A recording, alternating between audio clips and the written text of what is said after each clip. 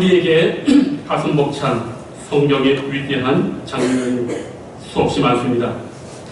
사랑하는 가족 가운데에 원치 않는 질병을 가진 분이 계시면 아마 그 성도님들은 복음서에서 예수님께서 숱한 병자를 치유하신 그 말씀의 장면들이 언제나 마음속에 와닿고 그것을 묵상하고 기대할 것이고, 기도의 위대함에 대해 늘 관심을 갖는 분이시라면 여호사밧 왕이 백성들 앞에서 하는 위대한 기도인 우리 하나님이여 그들을 징벌하지 아니하시나이까. 우리를 치러오는 이 큰 무리를 우리가 대적할 능력이 없고 어떻게 할 줄도 알지 못하옵고 오직 주만 바라보나이다. 이 위대한 장면을 기억하실 겁니다. 하나님의 영광과 능력에 대해 깊은 충성심을 가지고 계신 분이시라면 역시 모세가 홍해 앞에서 하나님의 지팡이를 가지고 홍해를 가는 사건, 다윗이 골리앗을 물맷돌로 죽인 사건도 동일하게 감탄하는 장면이 될 것입니다. 목회자들에게 어떤 성경의 장면이 인상적이겠습니까? 라고 물어본다면 독일한 대답을 우리가 기대하기는 어렵겠지만, 그래도 오늘 제가 읽어드리는 이 말씀은 꼭 들어갈 것이라고 저는 개인적으로 확신합니다. 목회자들뿐만 아니라 교회를 위하여 헌신하는 충성된 일꾼들 마음속에 다 이와 같은 교회와 성도의 위대한 부흥의 역사가 있는 이 말씀은 성경 가운데서 다른 많은 사람들이 여러 말씀을 황금장이라고 부르겠지만 이 시대 가운데 교회의 부흥과 하나님의 빛나는 구원과 성령의 역사를 소망하는 분이라면 이 말씀처럼 우리 영혼을 뜨겁게 하는 말씀이 없습니다. 이 말씀이 왜 중요하냐? 왜 소중하냐? 여기에 바로 위대한 부흥이 적혀있기 때문입니다. 오늘 부흥이라고 일컫는 여러 역사가 일어나지만 그것이 부흥인지 아닌지 시험하고 분별하고 할 수 있는 기준, 시금석이라 할 수 있는 이 표준이 바로 오늘 이 말씀인 겁니다. 이 말씀 속에 보여주는 이 위대한 부흥의 영적 요소가 있는데 이것을 우리가 모두 밝게 안다면 우리가 이것을 위해 기도할 수 있고 이것이 우리 가운데 나타난다면 우리 또한 놀라운 하나님의 성령의 부흥의 역사를 경험하게 될 것입니다. 그러므로 오늘 저는 올 한 해 우리가 코로나 이전의 예배를 회복하고 우리 자신의 침체되고 소극적이었던 그런 모든 관습을 벗어버리고 다시금 열정적인 신앙, 영혼을 살리고 잃어버린 자들을 회복시키는 그 놀라운 열망을 다시 품게 되는 그런 부흥에 대한 열망을 품는 은혜의 시간이 이 시간 되기를 소망합니다. 이제 말씀을 보면 오늘 모든 백성이요 수문학 광장에 모였습니다. 그리고 이곳에서 위대한 부흥의 역사가 일어나는데 여기에 우리의 관심을 끄는 특이한 점이 발견됩니다. 우리가 보통 이 에스라 느헤미야의 부흥 사건을 이야기할 때 다들 이 두 하나님의 사람이 시작하였다고 여깁니다. 일면 맞습니다. 그러나 그 말 전부가 맞지 않습니다. 지금 8장 1절을 자세하게 읽어보십시오. 누가 주어입니까? 에스라와 느헤미야가 주어가 아닙니다. 에스라와 느헤미야가 백성들로 수문학 광장에 모여서 말씀을 듣자고 부른 게 아닙니다. 우리는 다 그렇게 생각합니다. 말씀을 보십시오. 7째 달에 이르러 모든 백성이 주체입니다. 일제히 수문학 광장에 모여 학사 에스라에게 뭡니까? 백성들이 수문학 광장에 모여서 학사 에스라를 청하고 그에게 모세의 율법책을 가져와서 읽어달라고 백성들이 지금 요청하고 있습니다. 여기에 위대한 부흥의 첫 번째 요소가 있습니다. 왜 백성들이 이렇게 했느냐? 백성들이 자신들의 영적 갈급함을 먼저 느끼고 그것이 채워지기 위해서 학사 에스라를 먼저 초청했다는 사실입니다. 지금 이 시점은요 느헤미야와 함께 숱한 사마리아 방해 공작을 다 이겨내고 52일 만에 예루살렘 성벽이 재건된 직후입니다.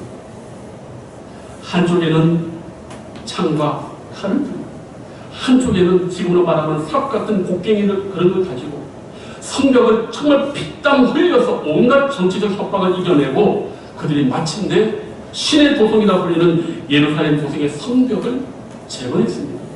에스라가 첫 번째 왔지만 사마리아 방위로 불탔고 실패했는데 느헤미야가 와서 드디어 이 위대한 하나님의 역사를 이뤘습니다. 그런데 이 위대한 성공 이후에, 이 위대한 헌신 뒤에 이스라엘 백성들이 자신들이 이것으로 만족되지 않는다는 것을 모두가 느꼈습니다. 누구에게 말하지 않았습니다. 이 위대한 하나님의 역사를 이뤘는데 그들이 집에 돌아가 보니까 뭔지 모를 영적 공허함을 그들이 느낀 겁니다. 그리고 그들이 서로 알아서 모였습니다. 그리고 그들은 말합니다. 에스라를 초청해라. 에스라에게 하나님의 말씀을 읽어달라고 얘기를 하자라고 하는 겁니다. 부흥의 시작이 바로 이것입니다. 하나님으로 채워지지 않는 그 갈급한 영적 필요를 백성들이 느끼게 될 때 이것이 위대한 부흥의 첫 시작인 겁니다. 제가 이틀 전에 동네 한 어르신을 배웠어요. 나이가 좀 되는 어르신인데 한 70대 언저리의 분이셨습니다. 이분이 집에 계시다가 우울함이 몰려와서 그 동생 되시는 분하고 전화 통화를 하다가 그러니까 그 동생 되는 분이 그러면 언니 나오세요. 내가 밥 사줄게요. 차 사줄게 해서 제가 거기서 만났어요. 그래서 제가 정중하게 제가 우리 희락교회 장님의 부임한 담임 목사입니다라고 하니까 이분이 동네 어디 사는지 모르지만 우리 교회가 있기 전에 세안교회 목사님도 하고 우리 교회 모든 목사님을 다 아는 거예요. 그래서 제가 작년 6월에 부임했습니다 하고 제가 말씀했어요. 여사님 좋게 얘기를 했어요. 사람이 배가 고프면 먹는 걸로 허기가 채워지고 많이 우울하고 그러면 기분 전환하고 수다 떨고 쇼핑하고 만나도 먹고 여행하면 채워지지만 그런 애도 채워지지 않는 게 있습니다. 우리가 영혼이 있기 때문에 하나님께서 우리에게 영혼을 키워주셨는데 그거는 그런 걸로 만족되지 않습니다. 그거는 교회 나오셔서 예배 속에서 하나님을 만나고 말씀을 들을 때에 채워집니다. 교회를 나오시라고 제가 정중하게 초대했고 우리 4월달에 부활주일이 있는데 그때 꼭 나오십시오. 우리 어른들이 제가 그 얘기하면 다 대답을 잘해요. 제가 다 기억해요. 이름도 다 기억하고 다 적어놨어요. 언제나 거기 가서 만나면 이름을 불러주면 아주 좋아요. 사랑하는 성도님들, 세상에 그리스도가 필요한 사람들은 바로 이렇게 영적 우울감을 늘 호소합니다. 그런데 그것은 우리에게도 마찬가지입니다. 이 이스라엘 백성이 위대한 하나님의 성벽을 재건했음에도 불구하고 어디에 내놔도 부끄럽지 않은 자랑스러운 이 위대한 역사를 이루고 나서 영의 사람들인 이스라엘 백성들은 이 모든 것이 구비되고 모든 것이 충족되었음에도 불구하고 무언가 채워지지 않은 바로 그것을 정확하게 느끼고 인식한 겁니다. 부흥이 바로 여기에서 시작되는 겁니다. 우리의 영적 처지가 깊이 깨달아지고 내 영혼이 하나님으로 채워져야 된다는 이 느낌을 가질 때 여기에서 거룩한 성령의 부흥의 역사가 시작되었다는 사실입니다. 오늘 우리가 하나님의 말씀에 불타야 되고 인생의 참된 의미를 깨달아야 되고 세상이 험하게 보이고 헛되게 보일 때에 그리고 하나님의 은혜가 필요할 때에 바로 거기에서 우리의 영적 부흥이 시작되는 겁니다. 에스라와 느헤미야가 이 부흥을 위해서 조직해서 시간을 정해서 그들을 불러 모은 것이 아니라 이스라엘 백성이 자신들의 영적 처지를 이해하고 하나님으로 채워져야 되는 그 갈급한 속에 모두가 십실반 모여서 에스라를 모셔오시고 그에게 말씀을 듣자고는 이 위대한 시작이 바로 오늘 성경의 위대한 부흥의 첫 번째 시작이었다는 사실을 깨달으시면서 우리 또한 이러한 영적인 갈급함이 채워지고 하나님의 은혜를 사모하는 저 우리 귀한 성도님 되시길 주님의 이름으로 축복합니다. 이제 이렇게 학사 에스라를 초청한 이스라엘 백성들이 어떻게 합니까? 말씀을 들어요. 자, 그런데 여기에 주목할 만한 반응이 나옵니다. 이제 부흥이 다음 단계로 넘어갑니다. 어떻게 됩니까? 백성이 8절에서 9절의 말씀 보면 9절 말씀 백성이 율법의 말씀을 듣고 다 우는지라. 드디어 하나님의 부흥이 임합니다. 하나님의 위대한 역사가 시작됩니다. 선포한 말씀을 통해 이들의 빈 자리가 채워졌는데 그때 그들에게 나타나는 첫 번째 반응이 무엇이냐? 울었다고 얘기해요. 이들에게 무슨 역사가 시작됩니까? 회개의 역사가 지금 시작됩니다. 하나님의 말씀 앞에 이들의 영혼이 위대한 부흥의 반응을 하는데 그 첫 번째 반응이 무엇이냐? 회개인 것입니다. 모든 지구상에 나타난 모든 개신교의 역사상을 모두 뒤져보면 동일하게 이것이 나옵니다. 감사한 것은 가톨릭에는 이 강력한 부흥이 한 번도 없었습니다. 오직 우리 개신교 프로테스탄트에게 나타났는데 모두가 한결같이 하나님 말씀에 갈급해서 말씀을 들었을 때 첫 번째 일어나는 반응이 회개의 탄탄한 역사가 일어났다는 사실입니다. 우리 한국 교회도요, 세계에 자랑할 만한 이 교회사에 걸출한 위대한 부흥이라고 불려줄 수 있는 역사가 있습니다. 1907년 1월 2일부터 15일까지 평양 장대인교회에서 사경회가 개최되었는데 평양을 가보지 않았지만 이때 기록에 의하면 영하 몇 분 줄 아십니까? 30도. 제가 우리 교회 이번 겨울 낮지 않습니까? 마이너스 16도 정도 됐을 때에 새벽 기도를 마치고 사택으로 가는데요. 마스크를 쓰지 않는 이마 쪽에 찬바람이 오는데 머리가 깨지게 아프더라고요. 깜짝 놀랐습니다. 우리 강원도 초원에서도 제가 이런 살벌한 한기를 느껴보지 못했는데 여기 한기가 세더라고요. 저는 한기가 이 머릿속에 딱 올 때 머리가 악질하게 이렇게 아픈 적은 경험을 해보지 못했습니다. 그런데 세상에 이 평양 장대인교회에서 붕의 역사가 일어났을 때 겨울 온도가 집회 때의 온도가 영하 30도였답니다. 최고 온도는 어땠을까? 엄청난 것이죠. 그런데 그 엄동산안에요 1000명에서 1500명이 모였다고 합니다. 근데 처음부터 강한 성령의 역사가 나타나지 않았어요. 1월 2일부터 15일까지 했지만 이 시작이 1월 12일 날 밤에 블레어 선교사가 고린도전서 12장 27절을 본문으로 설교할 때 성령의 역사가 꿈틀기르기 시작하다가 사경의 마지막 날 14일과 15일에 그날 강사였던 길선중 목사가 회중 앞에서 갑자기 고백을 하는 거예요.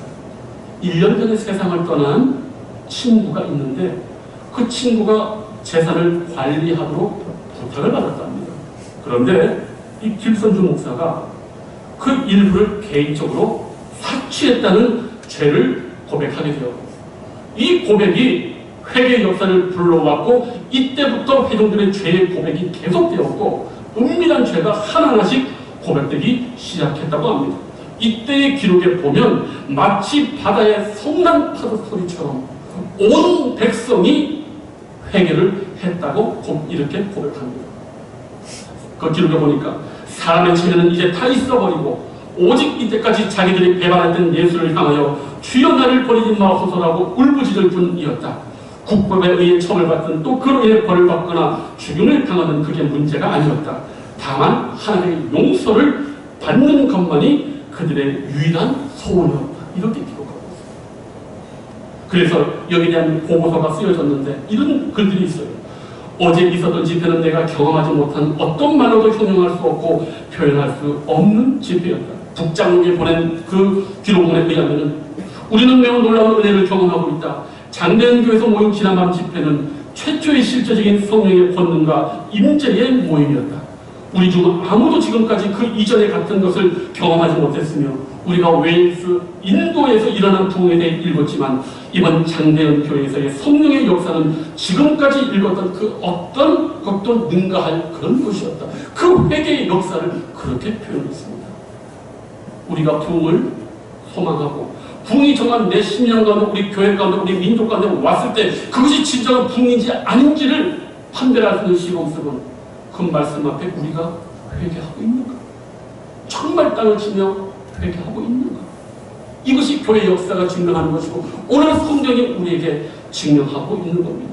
이것을 고린도후서 7장 8절에는 이렇게 말합니다. 내가 지금 기뻐하면 너희로 근심하게 한 까닭이 아니라 도리어 너희가 근심함으로 회개하며 이른 까닭이라. 보라, 하나님의 뜻대로 하지 않는 이것이 너희가 얼마나 간절하게 하며 얼마나 변명하게 하며 얼마나 분하게 하며 얼마나 두렵게 하며 얼마나 사모하게 하며 얼마나 열심히 있게 하며 얼마나 벌하게 하였는가. 참된 회개에 대한 완벽한 조언입니다. 사도 바울이 고린도 교인들을 수차례 말했지만 그들이 돌아서지 않았는데 그들이 마침내 사도 바울의 권고를 듣고 그들이 근심하며 회개에 이르렀더니 그들이 나중에 어떻게 변했느냐. 자기 자신의 죄에 대하여 스스로 분하게 여겼고 스스로를 자책했다. 그리고 거룩한 멸망이 일어났다라고 성경이 말합니다. 이것이 부흥 가운데 일어나는 역사입니다. 회개의 역사입니다. 평양대붕의 역사 속 회개와 오늘 성경 말씀의 이 회개의 역사가 동일합니다. 그렇기 때문에 우리는 왜 세례 요한과 예수님께서 그토록 천국 복음을 시작하는 첫 번째 말씀이 회개하라 천국이 가까워왔느냐, 왜 회개가 첫 번째인지 그 이유를 우리는 알 수 있습니다. 위대한 부흥이 첫 번째 오는 단계도 회개이고 내 자신이 하나님의 은총을 다시 회복하는 첫 번째 발걸음도 회개인 것입니다. 늘 내 자신을 돌이켜보고 내 자신을 하나님 앞에 내어놓는 이것이 바로 회개인 것입니다.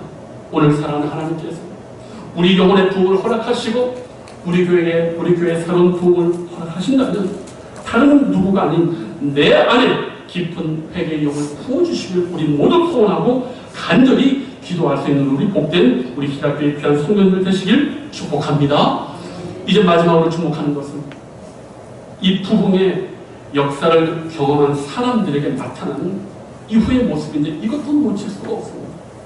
너무너무 귀한 부흥의 결과라고 이름 붙일 수 있는 일들이 지금 반응이 나옵니다. 이들이요, 그날 너무너무 하나님 앞에 회개하고 눈물을 흘렸더니 그때 에스라와 느헤미야와 레위들이 어떤 말을 하냐면은 울지 마라, 울지 마라. 그걸 부정하는 게 아니에요. 오늘이 여호와의 성회인데 여호와를 기뻐하는 것이 너희 힘이다. 회개를 인정하고 그 회개만 머물지 말고 그 회개를 받으신 하나님, 너희를 구원하신 그 하나님의 은총에 이제는 기뻐해야 된다고 말하면서 이 귀한 말씀을 하는 겁니다. 여호와를 인하여 기뻐하는 것이 너희의 힘이다. 제가 1, 2주일 그 말씀했지 않습니까? 어떤 축구 선수가 운동장에 나왔을 때 첫 번째 하는 말이 경성도 말이 와 이리 조용하노. 제가 그 말이 그렇게 와닿았어요. 와 이리 조용하노. 게임을 하고 준비를 할 때는 파이팅이 넘쳐야 되는데 애들이 구호를 하지 않고 조용히 하니까 구호를 하라는 거예요. 제가 그 얘기 했지 않습니까?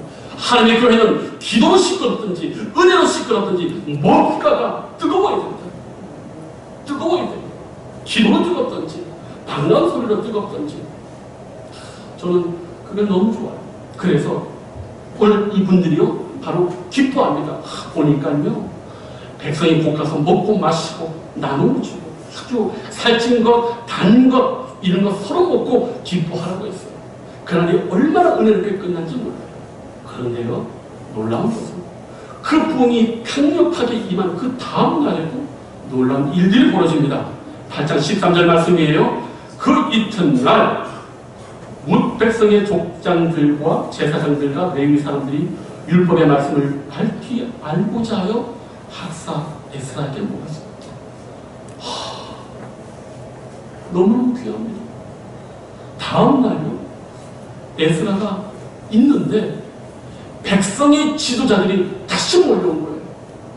우리들 같으면 그날 너무나 기뻐하고 감격해서 집에 있었을 텐데 여기에 백성의 지도자들이 더 신령하고 더 깊은 말씀에 대한 갈망을 가지고 지금 에스라를 찾아옵니다. 선생님, 우리에게 이 말씀을 더 알려주십시오. 부흥은 바로 이런 겁니다. 오늘 저와 여러분들이 부흥을 경험했습니까? 성령의 새롭게 하는 힘을 경험했습니까? 그대로 있을 수가 없습니다. 다시금 하나님의 진리의 말씀, 생명의 말씀에 사로잡히고 싶어서 그 말씀을 더 알고자 하는 열망이 이들 가운데 있었습니다. 이들이 얼마나 아름답습니까? 백성들 위에 있는 책 있는 자리인데 이들은 느낀 겁니다. 백성들을 위해서 그들을 섬기고 그들이 갈 수 있는 가장 중요한 책임은 무엇인가? 우리가 하나님 말씀을 더 깊이 알고 이 생명의 말씀으로 백성을 섬겨야 한다는 그 책임감을 가지는 거예요. 이게 사실은 바로 교회 중직자들이 가져야 되는 영적 책임감입니다. 일반 성도들과 똑같이 기도하고 똑같이 알고 하나님이 우리를 세우신 것은 바로 이것입니다. 더 큰 열망과 더 큰 열심을 가진 우리가 더 큰 하나님의 진리의 말씀을 가지고 교회의 믿음이 연약한 분들, 새로운 신자들, 힘든 가운데 어려운 가운데 있는 분들에게 이 말씀으로 그들의 영을 불태우는 일이 우리 가운데 있는 거예요. 이 부흥을 경험한 사람들, 일반 백성들이 아니라 어느 누가 말을 하지도 않았는데 그 백성의 지도자들이 스스로 모여서 우리가 이 말씀을 더 밝히 알고 싶습니다. 이 얼마나 위대한 부흥의 결과입니까?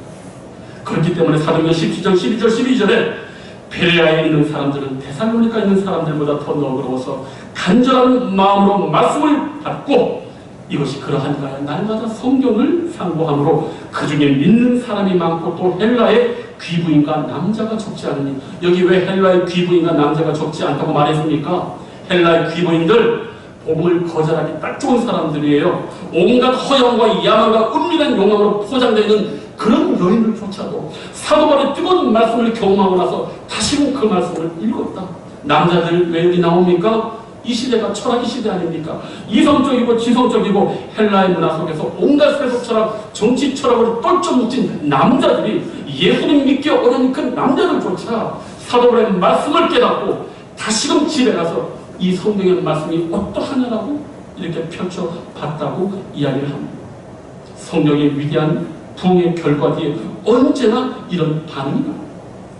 제가 그래서 이 평양 대부흥의 이 보고서를 봤습니다. 이렇게 나와 있어요. 후대 평가가 이와 함께 성경 연구와 기도, 전도, 봉사, 봉헌의 생활이 강조되었고 첫 번째가 중요합니다. 이와 함께 성경 연구가 여기에서 모든 기도, 전도, 봉사, 봉헌의 생활이 이루어졌다라고 정확하게 기록하고 있습니다. 성경과도 정확하게 일치하고 부흥의 결과도 정확하게 일치합니다. 오늘 그렇기 때문에 제가 우리 교회를 보니까 정말 우리 교회 정말 아름다운 전통이라고 할 수도 있죠. 참 성경 공독을 정말 열심히 하는 거, 거기에 대한 기쁜 열망을 갖는 거 얼마나 아름다운지 몰라요. 그런데 거기에 좀 더 보탤 게도 있어요. 뭘 보탤까요? 더 밝히 알고자 해야 돼요. 더 밝히 알고자 해요. 한 주간 성경을 읽었습니까? 잘 이해가 되시던가요? 잘 이해가 되시면 안 되는데 이해가 되시기 어려울 거예요. 성경을 그 글자 그대로 읽기가 어려워요. 왜? 읽을 수는 있어요. 그러나 성경은 그 당시의 배경, 문맥, 이 성경의 특수한 용어들을 이해하지 못하면 온전히 이해하기가 어려워요. 그래서 우리 조교기자 칼빈 선생님은 무슨 이야기까지 하냐면 말씀을 전하고 말씀의 전문가인 목회자가 없는 상태에서 함부로 말씀을 해석해서 망하지 말라고 그 초기 저술에 보면 목회자 없고 말씀의 사역자가 없는 상태에서 성경 공부하지 말라고까지 염려해서 말한 기록들이 있습니다. 오늘 저는 성도님들이 정말 성경을 열심히 읽을 것을 정말 더욱더 추천합니다. 그러나 거기에서 멈추지 마시고 밝히 알고자 해서 이 교회에 오시면 목사님 이 말씀이 도대체 무슨 말씀입니까? 뱀은 인간을 타락시킨 아주 저주의 동물인데 어떻게 예수님께서 지혜를 얘기할 때 이 뱀을 이야기합니까?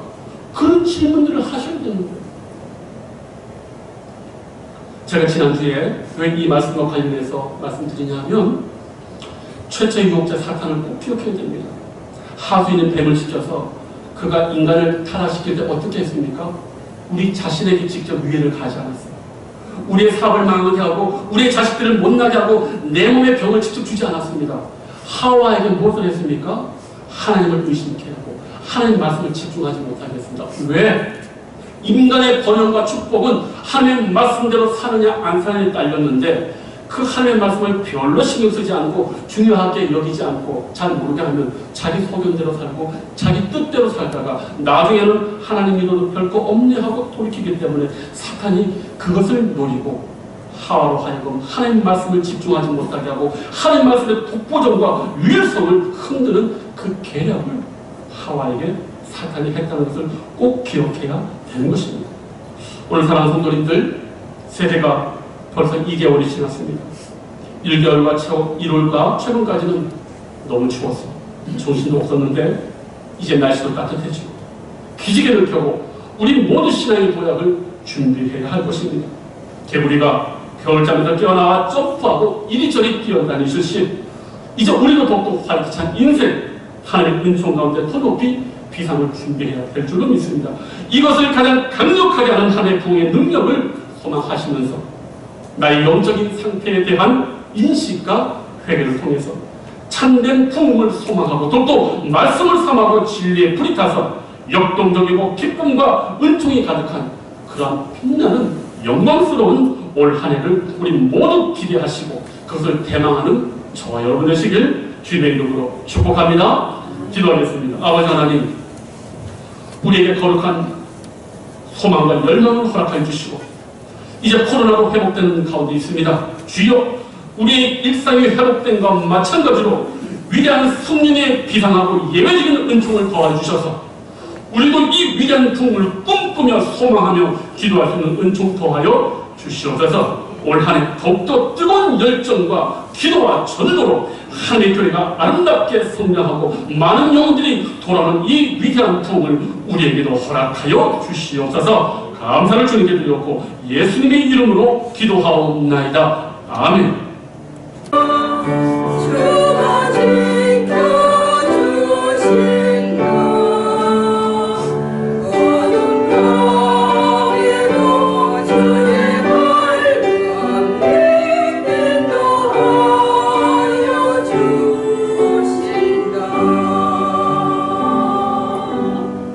아멘.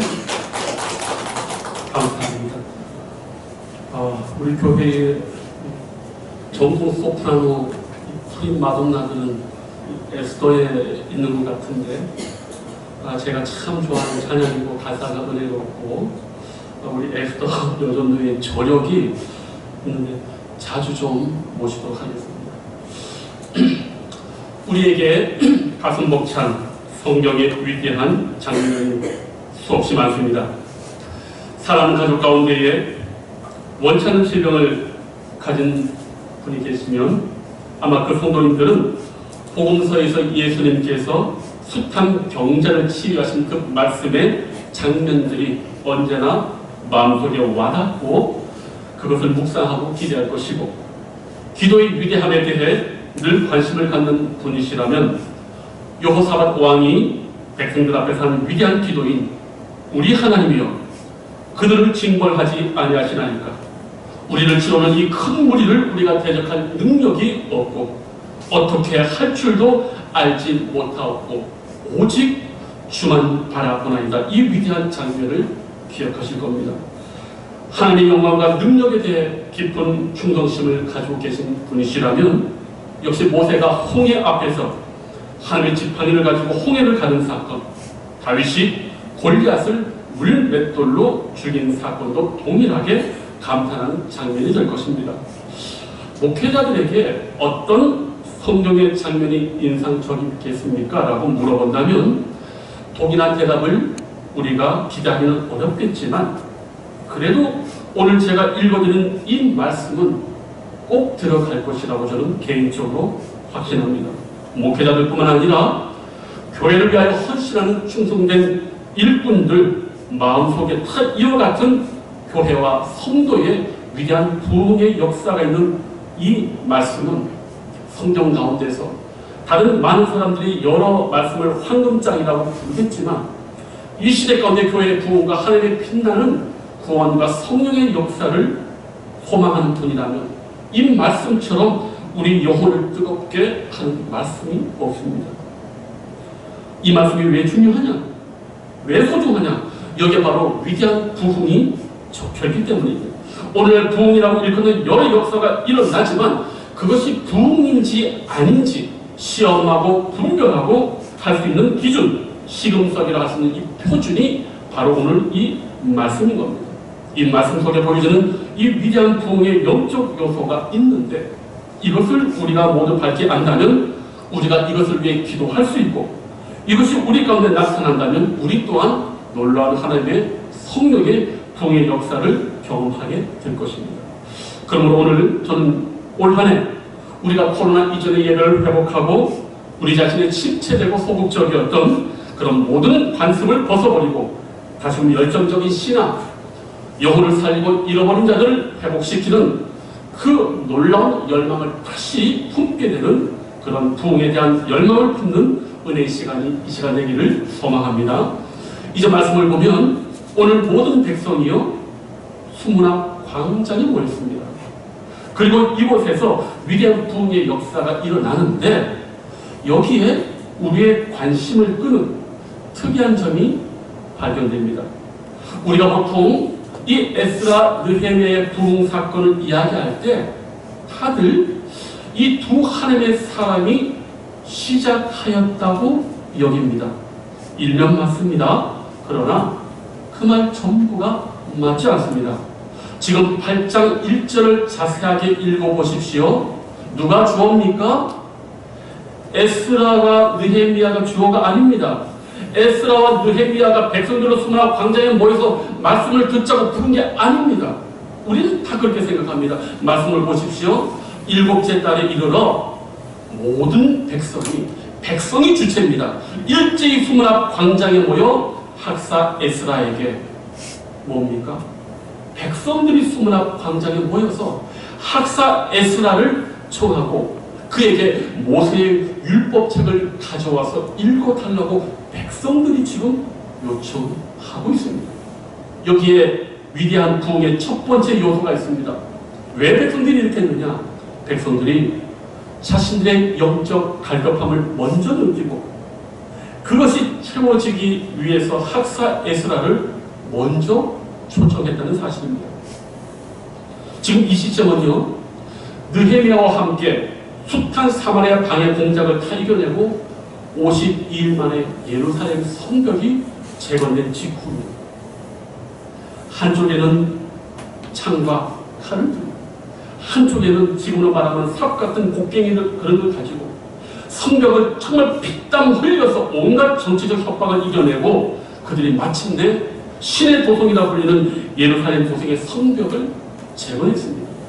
에스라가 첫 번째 왔지만 사마리아 방해로 불탔고 실패했는데 느헤미야가 와서 드디어 이 위대한 하나님의 역사를 이뤘습니다. 그런데 이 위대한 성공 이후에 이 위대한 헌신 뒤에 이스라엘 백성들이 자신들이 이것으로 만족되지 않는다는 것을 모두가 느꼈습니다.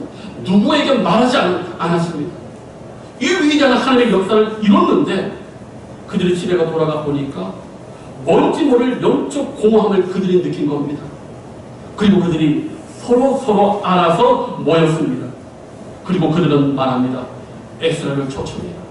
에스라에게 하나님의 말씀을 읽어달라고 얘기를 하자라고 하는 겁니다. 부흥의 시작이 바로 이것입니다. 하나님으로 채워지지 않는 그 갈급한 영적 필요를 백성들이 느끼게 될 때 이것이 위대한 부흥의 첫 시작인 겁니다. 제가 이틀 전에 동네 한 어르신을 배웠어요. 나이가 좀 되는 어르신인데 한 70대 언저리의 분이셨습니다. 이분이 집에 계시다가 우울함이 몰려와서 그 동생 되시는 분하고 전화 통화를 하다가 그러니까 그 동생 되는 분이 그러면 언니 나오세요. 내가 밥 사줄게요. 차 사줄게 해서 제가 거기서 만났어요. 그래서 제가 정중하게 제가 우리 희락교회 장님의 부임한 담임 목사입니다라고 하니까 이분이 동네 어디 사는지 모르지만 우리 교회가 있기 전에 세안교회 목사님도 하고 우리 교회 모든 목사님을 다 아는 거예요. 그래서 제가 장님 노래 부임했습니다 하고 제가 말씀했어요. 여사님 좋게 얘기를 했어요. 사람이 배가 고프면 먹는 걸로 허기가 채워지고 많이 우울하고 그러면 기분 전환하고 수다 떨고 쇼핑하고 만나도 먹고 여행하면 채워지지만 그런 해도 채워지지 않는 게 있습니다. 우리가 영혼이 있기 때문에 하나님께서 우리에게 영혼을 키워주셨는데 그거는 그런 걸로 만족되지 않습니다. 그거는 교회 나오셔서 예배 속에서 하나님을 만나고 말씀을 들을 때에 채워집니다. 교회를 나오시라고 제가 정중하게 초대했고 우리 4월달에 부활주일이 있는데 그때 꼭 나오십시오. 우리 어른들이 제가 그 얘기하면 다 대답을 잘해요. 제가 다 기억해요. 이름도 다 기억하고 다 적어놨어요. 언제나 거기 가서 만나면 이름을 불러주면 아주 좋아요. 사랑하는 성도님들, 세상에 그리스도가 필요한 사람들은 바로 이렇게 영적 우울감을 늘 호소합니다. 그런데 그것은 우리에게도 마찬가지입니다. 이 이스라엘 백성이 위대한 하나님의 성벽을 재건했음에도 불구하고 어디에 내놔도 부끄럽다는 자랑스러운 이 위대한 역사를 이루고 나서 영의 사람들인 이스라엘 백성들은 이 모든 것이 구비되고 모든 것이 충족되었음에도 불구하고 무언가 채워지지 않은 바로 그것을 정확하게 느끼고 인식한 겁니다. 부흥이 바로 여기에서 시작되는 겁니다. 우리의 영적 처지가 깊이 깨달아지고 내 영혼이 하나님으로 채워져야 된다는 이 느낌을 가질 때 여기에서 거룩한 성령의 동의 역사가 시작되었다는 사실입니다. 오늘 우리가 하나님의 말씀에 불타야 되고 인생의 참된 의미를 깨달아야 되고 세상이 험하게 보이고 헛되게 보일 때에 그리고 하나님의 은혜가 필요할 때에 바로 거기에서 우리의 영적 부흥이 시작되는 겁니다. 에스라와 느헤미야가 이 부흥을 위해서 조직해서 시간을 정해서 그들을 불러 모은 것이 아니라 이스라엘 백성이 자신들의 영적 처지를 이해하고 하나님으로 채워져야 되는 것 칼럼한 속에 모두가 십실반 모여서 에스라를 모셔오시고 그에게 말씀을 듣자고는 이 위대한 시작이 바로 오늘 성경의 위대한 부흥의 첫 번째 시작이었다는 사실을 깨달으시면서 우리 또한 이러한 영적인 갈급함이 채워지고 하나님의 은혜를 사모하는 저 우리 귀한 성도님 되시길 주님의 이름으로 축복합니다. 이제 이렇게 학사 에스라를 초청한 이스라엘 백성들이 어떻게 합니까? 말씀을 들어요. 자, 그런데 여기에 주목할 만한 반응이 나옵니다. 이제 부흥이 다음 단계로 넘어갑니다. 어떻게 됩니까? 백성이 8절에서 9절의 말씀 보면 9절 말씀, 백성이 율법의 말씀을 듣고 다 우는지라. 드디어 하나님의 부흥이 임합니다. 하나님의 위대한 역사가 시작됩니다. 선포한 말씀을 통해 이들의 빈자리가 채워졌는데 그때 그들에게 나타나는 첫 번째 반응이 무엇이냐? 울었다. 이들에게 무슨 역사가 시작됩니까? 회개의 역사가 지금 시작됩니다. 하나님의 말씀 앞에 이들의 영혼이 위대한 부흥의 반응을 하는데 그 첫 번째 반응이 무엇이냐? 회개인 것입니다. 모든 지구상에 나타난 모든 개신교의 역사상을 모두 뒤져보면 동일하게 이것이 나옵니다. 감사한 것은 가톨릭에는 이 강력한 부흥이 한 번도 없었습니다. 오직 우리 개신교 프로테스탄트에게 나타나는데 모두가 한결같이 하나님의 말씀에 갈급해서 말씀을 들었을 때 첫 번째 일어나는 반응이 회개의 강렬한 역사가 일어났다는 사실입니다. 우리 한국 교회도요, 세계에 자랑할 만한 이 교회사에 걸출한 위대한 부흥이라고 불려줄 수 있는 역사가 있습니다. 1907년 1월 2일부터 15일까지 평양 장대인교회에서 사경회가 개최되었는데 평양을 가보지 않았지만 이때 기록에 의하면 영하 몇 분 줄 아십니까? 30도. 제가 우리 교회 이번 겨울 낮지 않습니까?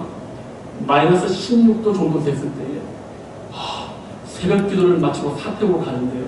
마스크를 쓰지 않은 이마 쪽에 찬바람이 오는데 머리가 깨지게 아프더라고요. 깜짝 놀랐습니다. 우리 강원도 초원에서도 제가 이런 살벌한 한기를 느껴보지 못했는데 여기 한기가 세더라고요. 저는 한기가 이 머릿속에 딱 올 때 머리가 악칠하게 이렇게 아픈 적은 경험을 해보지 못했습니다. 그런데 세상에 이 평양 장대인교에서 부흥의 역사가 일어났을 때 겨울 온도가 집회 때의 온도가 영하 30도였답니다. 최고 온도는 어땠을까? 엄청난 것이죠. 그런데 그 엄동산안에요 1000명에서 1500명이 모였다고 합니다. 근데 처음부터 강한 성령의 역사가 나타나지 않았어요. 1월 2일부터 15일까지 했지만 이 시작이 1월 12일 날 밤에 블레어 선교사가 고린도전서 12장 27절을 본문으로 설교할 때 성령의 역사가 꿈틀기르기 시작하다가 사경의 마지막 날 14일과 15일에 그날 강사였던 길선중 목사가 회중 앞에서 갑자기 고백을 하는 거예요. 1년 전에 세상을 떠난 친구가 있는데 그 친구가 재산을 관리하도록 부탁을 받았답니다. 그런데 이 김선주 목사가 그 일부를 개인적으로 사취했다는 죄를 고백하게 되었고, 이 고백이 회개의 역사를 불러왔고, 이때부터 회종들의 죄의 고백이 계속되었고 은밀한 죄가 하나하나씩 고백되기 시작했다고 합니다.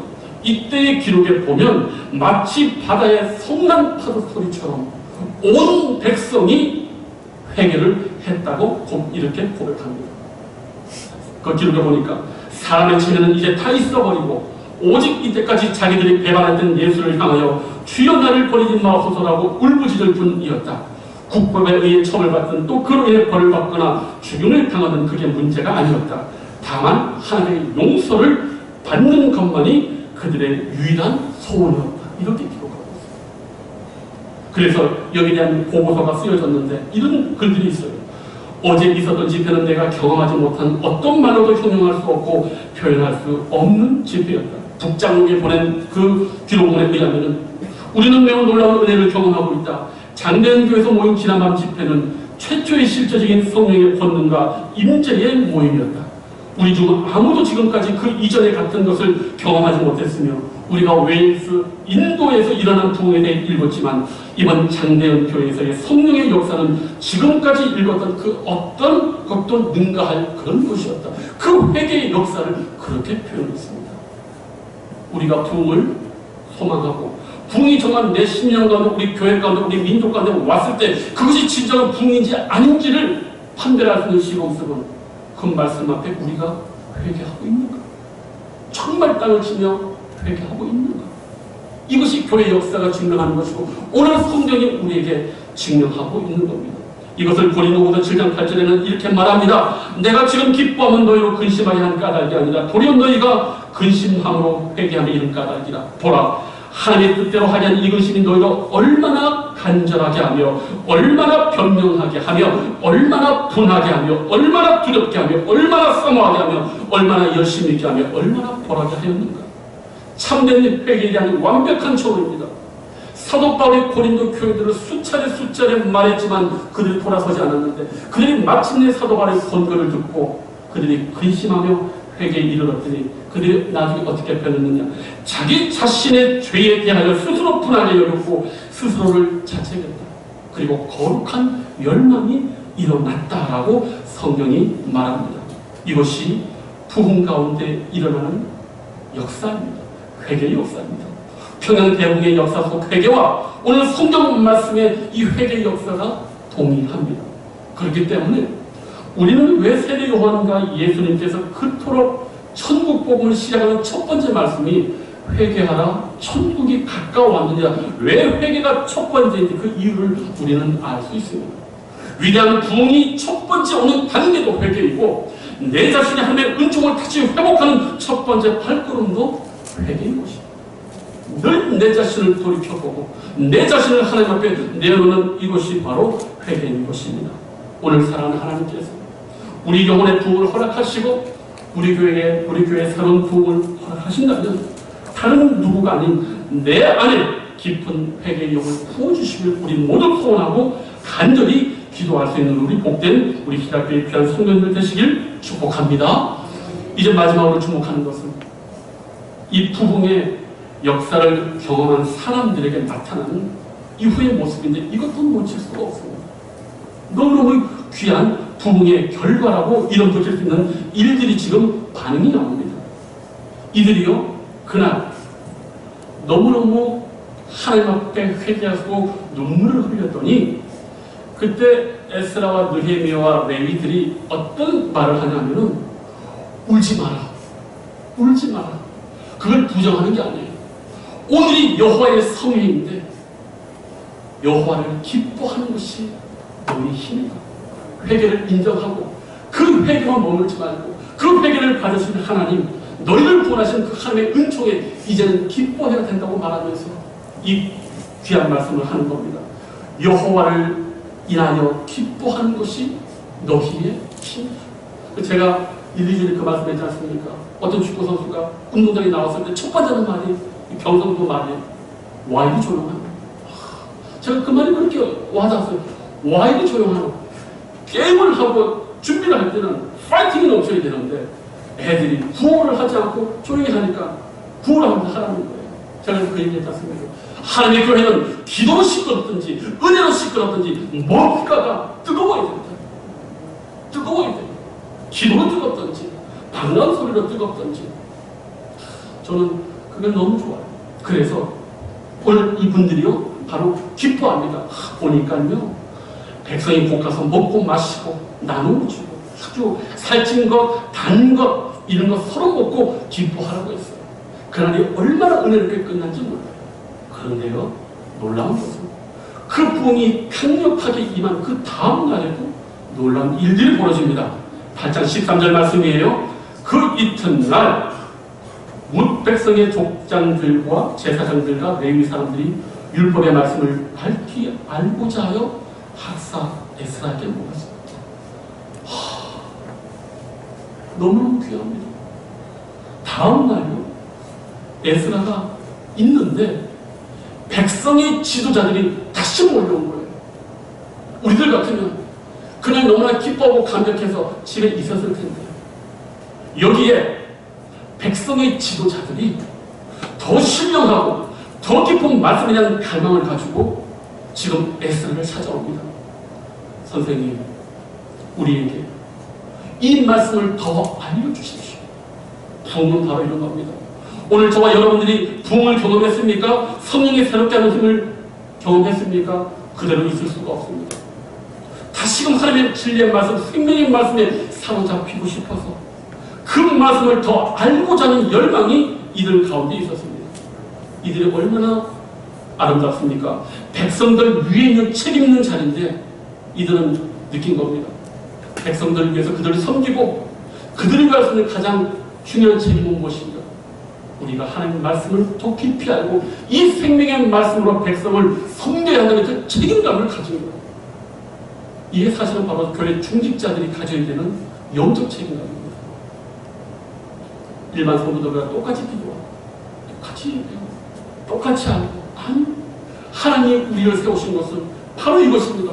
더 큰 열망과 더 큰 열심을 가진 우리가 더 큰 하나님의 진리의 말씀을 가지고 교회의 믿음이 연약한 분들, 새로운 신자들, 힘든 가운데 어려운 가운데 있는 분들에게 이 말씀으로 그들의 영을 불태우는 일이 우리 가운데 있는 거예요. 이 부흥을 경험한 사람들, 일반 백성들이 아니라 어느 누가 말을 하지도 않았는데 그 백성의 지도자들이 스스로 모여서 우리가 이 말씀을 더 밝히 알고 싶습니다. 이 얼마나 위대한 부흥의 결과입니까? 그렇기 때문에 사도행전 17장 12절 12절에 베레아에 있는 사람들은 데살로니가에 있는 사람들보다 더 너그러워서 간절한 마음으로 말씀을 받고 이것이 그러한가요? 날마다 성경을 상고함으로 그 중에 믿는 사람이 많고 또 헬라의 귀부인과 남자가 적지 않으니 여기 왜 헬라의 귀부인과 남자가 적지 않다고 말했습니까? 헬라의 귀부인들 복음을 거절하기 딱 좋은 사람들이에요. 온갖 허영과 야망과 은밀한 욕망으로 포장되어 있는 그런 여인들조차도 사도 바울의 뜨거운 말씀을 경험하고 나서 다시금 그 말씀을 읽었다. 남자들 왜 여기 나옵니까? 이 시대가 철학의 시대 아닙니까? 이성적이고 지성적이고 헬라의 문화 속에서 온갖 세속 철학, 정치 철학을 똘똘 묻힌 남자들이 예수님 믿기 어려운 그 남자들조차 사도 바울의 말씀을 깨닫고 다시금 집에 가서 이 성경의 말씀이 어떠하냐라고 이렇게 펼쳐봤다고 이야기를 합니다. 성경의 위대한 부흥의 결과 뒤에 언제나 이런 반응이 나옵니다. 제가 그래서 이 평양 대부흥의 이 보고서를 봤습니다. 이렇게 나와 있어요. 후대 평가가 이와 함께 성경 연구와 기도, 전도, 봉사, 봉헌의 생활이 강조되었고 첫 번째 거 중요합니다. 이와 함께 성경 연구가 여기에서 모든 기도, 전도, 봉사, 봉헌의 생활이 이루어졌다라고 정확하게 기록하고 있습니다. 성경과도 정확하게 일치하고 부흥의 결과도 정확하게 일치합니다. 오늘 그렇기 때문에 제가 우리 교회를 보니까 정말 우리 교회 정말 아름다운 전통이라고 할 수도 있죠. 참 성경 공부를 정말 열심히 하는 거, 거기에 대한 기쁜 열망을 갖는 거 얼마나 아름다운지 몰라요. 그런데 거기에 좀 더 보탤 게도 있어요. 뭘 보탤까요? 더 밝히 알고자 해야 돼요. 더 밝히 알고자 해야 돼요. 한 주간 성경을 읽었습니까? 잘 이해가 되시던가요? 잘 이해가 되시면 안 되는데 이해가 되시기 어려울 거예요. 성경을 그 글자 그대로 읽기가 어려워요. 왜? 읽을 수는 있어요. 그러나 성경은 그 당시의 배경, 문맥, 이 성경의 특수한 용어들을 이해하지 못하면 온전히 이해하기가 어려워요. 그래서 우리 조교일 칼빈 선생님은 무슨 이야기까지 하냐면 말씀을 전하고 말씀의 전문가인 목회자가 없는 상태에서 함부로 말씀을 해석해서 망하지 말라고 그 초기 저술에 보면 목회자 없고 말씀의 사역자가 없는 상태에서 성경 공부하지 말라고까지 염려해서 말하는 기록들이 있어요. 오늘 저는 성도님들이 정말 성경을 열심히 읽을 것을 정말 더욱더 추천합니다. 그러나 거기서 멈추지 마시고 밝히 알고자 해서 이 교회에 오시면 목사님 이 말씀이 도대체 무슨 말씀입니까? 뱀은 인간을 타락시킨 아주 저주의 동물인데 어떻게 예수님께서 지혜를 얘기할 때 이 뱀을 이야기합니까? 그런 질문들을 하셔야 되는 거예요. 제가 지난주에 왜 이 말씀과 관련해서 말씀드리냐면 최초의 유혹자 사탄을 꼭 기억해야 됩니다. 하수인은 뱀을 시켜서 그가 인간을 타락시킬 때 어떻게 했습니까? 우리 자신에게 직접 위해를 가하지 않았어요. 우리의 사업을 망하게 하고 우리의 자식들을 못나게 하고 내 몸에 병을 직접 주지 않았습니다. 하와에게 무엇을 했습니까? 하나님을 의심케 하고 하나님 말씀을 집중하지 못하게 했습니다. 왜? 인간의 번영과 축복은 하나님의 말씀대로 사느냐 안 사느냐에 딸렸는데 그 하나님의 말씀을 별로 신경 쓰지 않고 중요하게 여기지 않고 잘 모르게 하면 자기 소견대로 살고 자기 뜻대로 살다가 나중에는 하나님 이로도 별거 없네 하고 돌이키기 때문에 사탄이 그것을 노리고 하와로 하여금 하나님 말씀을 집중하지 못하게 하고 하나님 말씀의 독보적과 유일성을 흔드는 그 계략을 하와에게 사탄이 했다는 것을 꼭 기억해야 되는 것입니다. 오늘 사랑하는 성도님들, 세대가 벌써 2개월이 지났습니다. 1개월과 1월과 최근까지는 너무 추워서 정신도 없었는데 이제 날씨도 따뜻해지고 기지개를 펴고 우리 모두 신앙의 도약을 준비해야 할 것입니다. 개구리가 겨울잠에서 깨어나와 점프하고 이리저리 뛰어다니듯이 이제 우리도 더욱더 활기찬 인생 하나님의 은총 가운데 더 높이 비상을 준비해야 될 줄로 믿습니다. 이것을 가장 강력하게 하는 하나님의 부흥의 능력을 소망하시면서 나의 영적인 상태에 대한 인식과 회개를 통해서 참된 부흥을 소망하고 또 말씀을 삼하고 진리에 불이 타서 역동적이고 기쁨과 은총이 가득한 그러한 빛나는 영광스러운 올 한 해를 우리 모두 기대하시고 그것을 대망하는 저와 여러분 되시길 주님의 이름으로 축복합니다. 기도하겠습니다. 아버지 하나님, 우리에게 거룩한 소망과 열망을 허락하여 주시고 이제 코로나로 회복되는 가운데 있습니다. 주여, 우리의 일상이 회복된 것과 마찬가지로 위대한 성령의 비상하고 예외적인 은총을 더해주셔서 우리도 이 위대한 부흥을 꿈꾸며 소망하며 기도할 수 있는 은총 더하여 주시옵소서. 올 한 해 더욱더 뜨거운 열정과 기도와 전도로 하나님의 교회가 아름답게 성장하고 많은 영혼들이 돌아오는 이 위대한 부흥을 우리에게도 허락하여 주시옵소서. 감사를 주님께 드렸고 예수님의 이름으로 기도하옵나이다. 아멘.